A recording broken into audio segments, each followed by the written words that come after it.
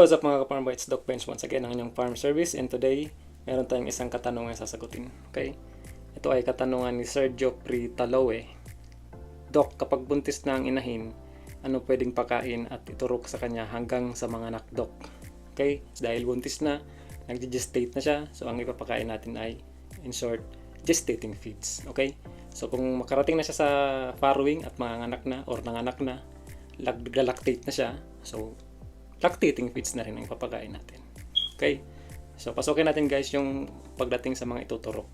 It's either vaccination lang yan or deworming o kaya medication ng antibiotic na pwedeng iturok. Okay?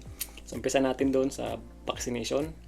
So, bago natin pasokin yung vaccination sa nagbubuntis, i-discuss na rin natin bago sila magbuntis. Okay?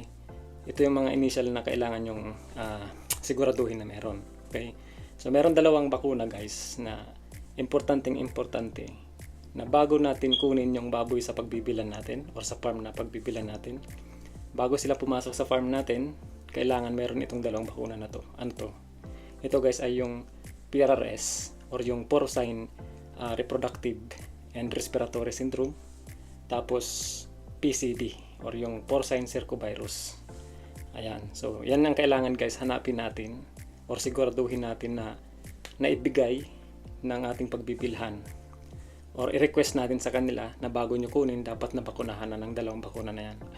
O di kaya naman guys, siguraduhin natin na kapag dating sa farm, upon arrival, mabigyan natin ng bakunang ito, PRRS especially.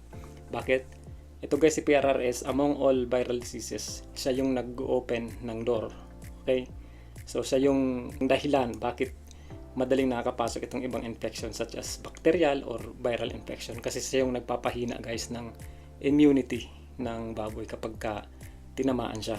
Okay, so siguraduhin natin na maibigay itong bakuna na to, PRRS. Okay, so sa mga schedule guys ng anong araw, anong brand ng vaccine, hindi ko na isambitin yun kasi as you can see guys sa aking page, hindi ako nagpo-promote ng mga ng specific na brand.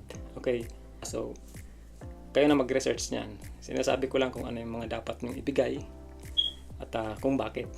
Okay? So, ngayon, pasukin naman natin guys yung pagbubuntis na. Anong vaccine ang pwede nyong ibigay? Number 1 guys na importanteng maibigay nyo sa mga nagbubuntis ay yung rotavirus vaccine. Ito yung vaccine nagpe-prevent sa pagtatae ng mga piglets natin na bagong panganak. Yung mga day 1, day 2, day 3, during their younger days after ipanganak. Yun yung kadalasan dahilan, yung rotavirus. So kung hindi kayo nagbakuna nito sa inahin, wala siyang maipapasang immunity dun sa mga piglet na ipapanganak niya. So makikita nyo dyan kapag nanganak na day 1, day 2, nagtatae na kagad sila. Okay? So, tandaan nyo yan. Rotavirus. Pangalawa guys ay yung parvovirus naman. Ito naman yung virus guys na dahilan ng mga abortions natin habang nagbubuntis. Okay, marami pang causes ng abortion. May mga mechanical, chemical, whatever.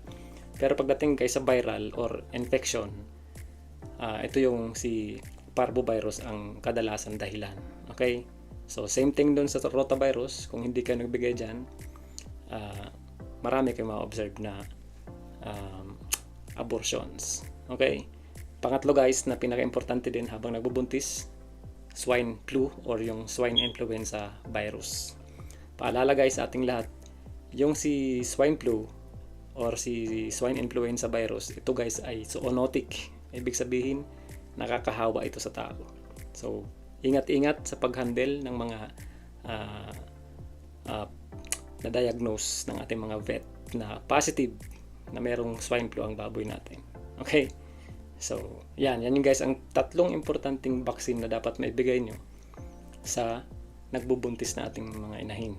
Okay? So, aside from that guys, meron pa tayong mga tinatawag na bacterin.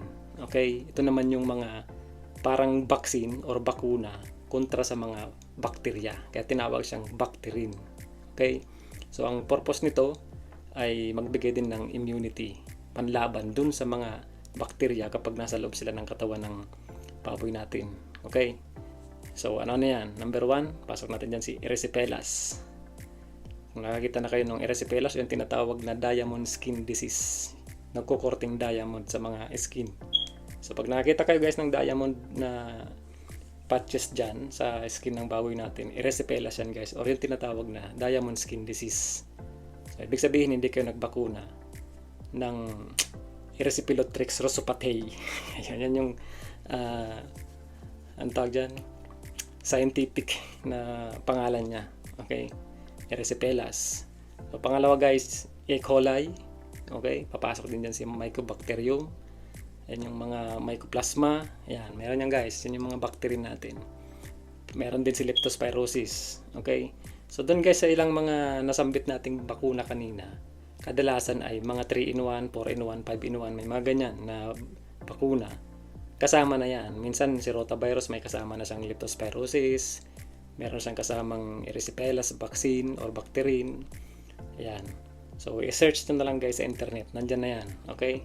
Pero hindi ko guys sinasuggest na kayo mismo ang gagawa nitong mga program na to. At binibigyan ko lang kayo ng idea as mga owner ng mga farm nyo na kung ano yung magandang i-offer or i-consult sa veterinaryo, na pag-usapan nyo sa mga veterinaryo nyo na ito yung baka magandang ilagay sa program ng vaccination nyo. Okay? So directly guys, hindi ko sinasabi sa inyo na kayo mismo ang gumawa. Unless veterinaryo kayo, go for it. Okay? Pero kung hindi, it's safe to say na okay, consult nyo sa mga licensed veterinarian nyo. Okay? Especially dun sa mga nag-i-specialize ng swine or babuyan. Okay? So, yan guys yung mga vaccine, bacterin na dapat nyong siguraduhin maibigay sa mga nagbubuntis para masiguradong hindi tayo magkaroon ng kalugihan along the way at hanggang sa mga anak sila. Okay, kung hindi nyo guys bibigyan, for example, yung si rotavirus, PCB, nung hindi pa sila nagbubuntis, PRRS, yan, PRRS may abortion din yan guys, respiratory infection, problematic ang magiging mangyari sa babuyan nyo. At mahirapan kayong mag-diagnose kung wala kayong sapat na kakayahan or pera para mag-send ng sample sa laboratorio.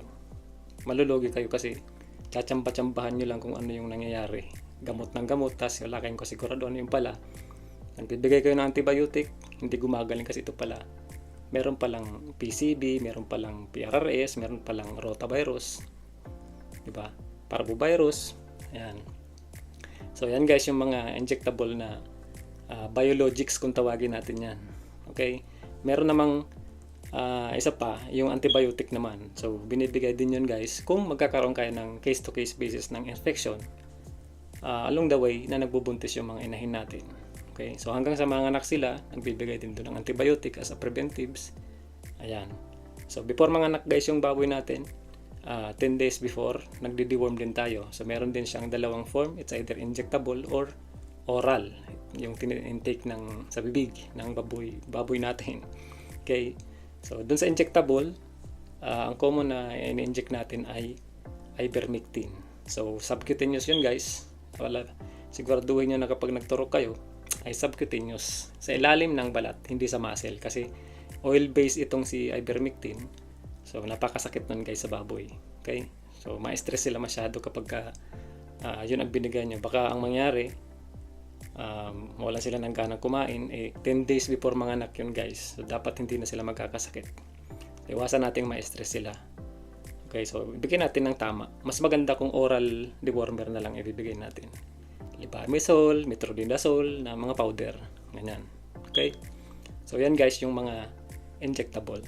Okay? So sana nalinawan or nasagot natin si Sir Jopri sa kanyang katanungan na I believe katanungan nyo din. Okay? So ilalagay ko din dyan sa lahat ng sinabi kong mga bakuna dyan sa screen para tingnan nyo na lang, i-search nyo sa internet. Okay, hindi tayo nagbibigay guys ng specific na brand kasi 'di ba? Magiging bias sa part ko as a veterinarian. Okay, kasi maraming brand naman yung nag-o-offer ng mga ganitong bakuna. Okay? So kayo na lang ang magmamili. I-consult nyo sa mga veterinaryo nyo kung anong magandang gawin, anong magandang bilhin or magandang ibigay. Okay? So hanggang dyan lang guys. Hanggang sa muli. Bye-bye. Thank you for watching.